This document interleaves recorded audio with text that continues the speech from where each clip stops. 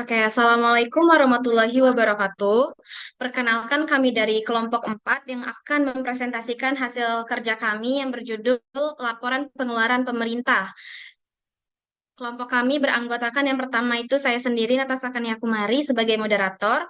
Yang kedua itu ada Herinda Saldia Tamara sebagai pemateri. Yang ketiga itu ada Dian Kurniasari sebagai Q&A.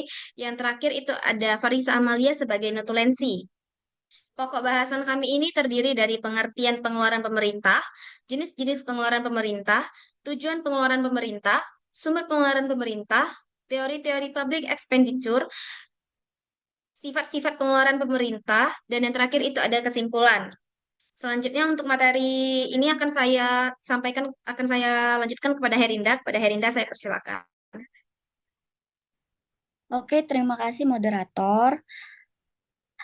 Materi yang pertama ada pengertian pengeluaran pemerintah. Pengeluaran pemerintah menurut Undang-Undang Nomor 17 Tahun 2003 tentang Keuangan Negara adalah pengeluaran negara adalah pengeluaran yang dilakukan oleh pemerintah untuk membiayai kegiatan dan proyek-proyek yang bertujuan untuk meningkatkan kualitas hidup masyarakat, serta untuk membiayai operasional pemerintah. Next. Selanjutnya, ada jenis-jenis pengeluaran pemerintah. Ada beberapa jenis-jenis pengeluaran pemerintah dalam beberapa kategori, yaitu pengeluaran rutin adalah pengeluaran yang dilakukan secara terus-menerus untuk membiayai kegiatan dan operasional pemerintah, seperti gaji pegawai, biaya operasional, biaya perawatan, dan biaya utilitas. Selanjutnya ada biaya pengeluaran pembangunan. Adalah pengeluaran yang dilakukan untuk membiayai proyek-proyek pembangunan yang bertujuan untuk meningkatkan kualitas hidup masyarakat, seperti pembangunan infrastruktur, pembangunan gedung sekolah, pembangunan rumah sakit, dan pembangunan proyek irigasi. Pengeluaran sosial adalah pengeluaran yang dilakukan untuk membantu masyarakat yang membutuhkan, seperti bantuan sosial, subsidi, bantuan bencana, dan program pengembangan masyarakat. Selanjutnya ada pengeluaran ekonomi. Adalah pengeluaran yang dilakukan untuk meningkatkan pertumbuhan ekonomi, seperti pembangunan infrastruktur ekonomi, pembangunan industri, dan pembangunan pertanian. Next. Selanjutnya terdapat pengeluaran keamanan, adalah pengeluaran yang dilakukan untuk meningkatkan keamanan dan stabilitas negara, seperti pembangunan kekuatan militer, pembangunan kekuatan kepolisian, dan pembangunan sistem keamanan. Pengeluaran pendidikan adalah pengeluaran yang dilakukan untuk meningkatkan kualitas pendidikan seperti pembangunan sekolah, pembangunan universitas, dan pembangunan program pendidikan. Yang terakhir ada pengeluaran kesehatan, adalah pengeluaran yang dilakukan untuk meningkatkan kualitas kesehatan seperti pembangunan rumah sakit, pembangunan puskesmas, pembangunan program kesehatan. Next. Tujuan pengeluaran pemerintah. Tujuan pengeluaran pemerintah adalah untuk yang pertama meningkatkan kualitas hidup masyarakat, yang kedua meningkatkan pertumbuhan ekonomi, yang ketiga meningkatkan kesetaraan dan keadilan sosial, dan yang keempat meningkatkan keamanan dan stabilitas negara. Next moderator. Materi selanjutnya ada sumber pengeluaran pemerintah. Sumber pengeluaran pemerintah berasal dari pajak. Pajak penghasilan, pajak pertambahan nilai, pajak bumi, dan pajak pembangunan, dan lain-lain. Selanjutnya ada retribusi, biaya parkir, biaya jalan tol, biaya penggunaan fasilitas umum, dan lain-lain.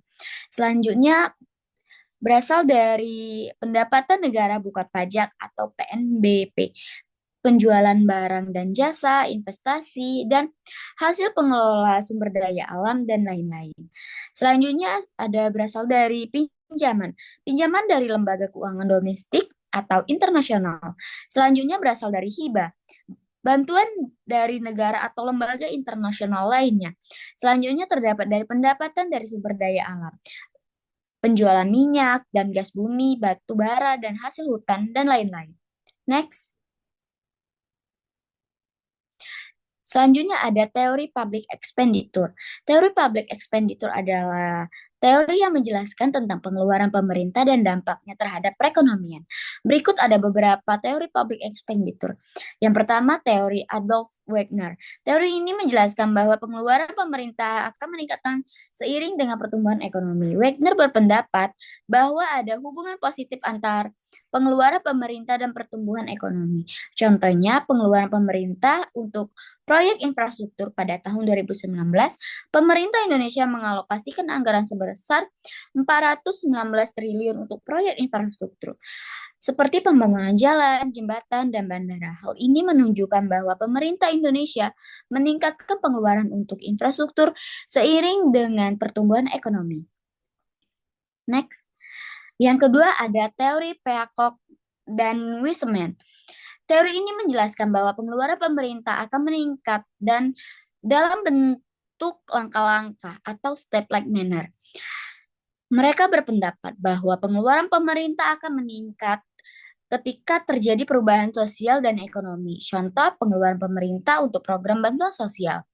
Pada tahun 2020, pemerintah Indonesia meluncurkan program bantuan sosial bernama Program Keluarga Harapan atau PKH yang bertujuan untuk membantu masyarakat miskin. Pengeluaran untuk program ini meningkat secara bertahap yaitu dari 10 triliun pada tahun 2020 menjadi 15 triliun pada tahun 2022. Hal ini menunjukkan bahwa pengeluaran pemerintah akan meningkat ketika terjadi perubahan sosial dan ekonomi. Next. Yang ketiga ada teori batas kritis Colin-Card. Teori batas kritis Colin-Card menyatakan bahwa pengeluaran pemerintah tidak boleh melebihi 20% dari total pengeluaran atau PDB. Jika pengeluaran pemerintah melebihi batas tersebut, maka akan terjadi inflasi. Contohnya, pada tahun 2018, pengeluaran pemerintah Indonesia mencapai 2.204 triliun rupiah, sedangkan PDB Indonesia mencapai 13.558 triliun rupiah. Dalam hal ini, pengeluaran pemerintah Indonesia mencapai sekitar 16,3% dari PDB, yang masih di bawah batas kritis 25%. Namun, jika kita lihat pada tahun 2020, pengeluaran pemerintah Indonesia mencapai 2.627 triliun rupiah, sedangkan PDB Indonesia mencapai 15.434 triliun rupiah. Dalam hal ini, pengeluaran pemerintah Indonesia mencapai sekitar 17.000,0% dari PDB yang masih di bawah batas krisis 25%. Jika pengeluaran pemerintah Indonesia terus meningkat dan melebihi batas krisis 25%, maka akan terjadi inflasi dan dapat mempengaruhi stabilitas ekonomi. Sifat-sifat pengeluaran pemerintah. Yang pertama ada obligatif, pengeluaran yang harus dilakukan oleh pemerintah karena ada kewajiban hukum atau konstitusional. Contoh, pembayaran gaji pegawai, pembayaran pensiun, pembayaran bantuan sosial. Yang kedua ada diskresioner, pengeluaran yang dapat diputuskan oleh pemerintah berdasarkan kebijakan dan prioritas. Contohnya pembangunan infrastruktur, pembangunan gedung sekolah, pembangunan rumah sakit.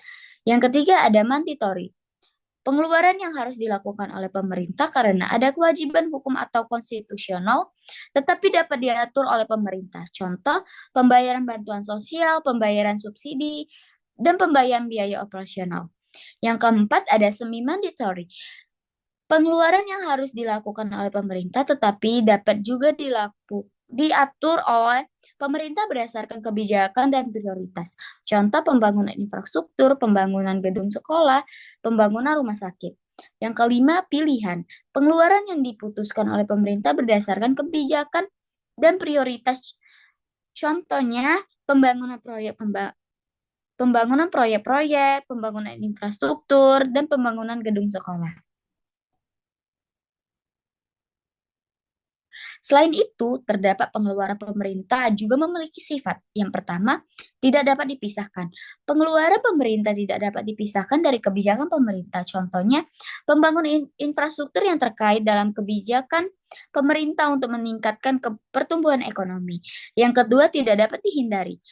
Pengeluaran pemerintah tidak dapat dihindari karena ada kewajiban hukum hukum atau konstitusional, contohnya pembayaran gaji pegawai, pembayaran pensiun, pembayaran bantuan sosial. Yang ketiga bersifat barang publik.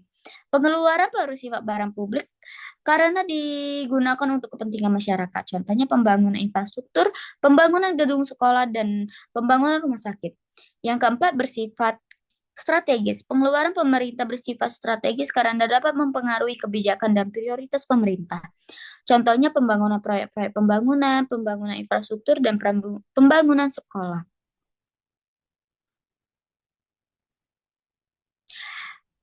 Selanjutnya ada sesi Q&A yang akan saya kembalikan ke moderator.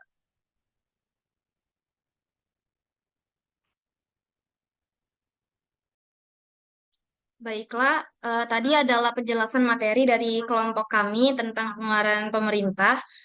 Untuk itu, saya izinkan untuk teman-teman untuk bertanya ke kelompok kami bisa raise hand atau bisa juga ke kolom chat. Oke, boleh Melinda? Baiklah, perkenalkan nama saya Melinda Puspitasari. Izin bertanya. Eh, Pertanyaan saya adalah apa dampak dari kurangnya transparansi dalam laporan pengeluaran pemerintah? Oke, terima kasih Melinda. Nanti boleh ditaruh di kolom chat ya pertanyaannya. Oke, selanjutnya boleh Nur. Ya. Baiklah, perkenalkan nama saya Nuriski Aulia dari kelompok 2. Dalam konteks negara berkembang, bagaimana pemerintah dapat menyeimbangkan antara kebutuhan belanja infrastruktur dan pengeluaran sosial tanpa meningkatkan utang publik yang berlebihan? Oke, terima kasih Nur. Nanti boleh ditaruh di kolom chat pertanyaannya. Selanjutnya boleh Aisyah untuk bertanya. Baik, terima kasih. Baik, perkenalkan saya Aisyah Berlana Safitri. Saya dari kelompok 2 izin bertanya.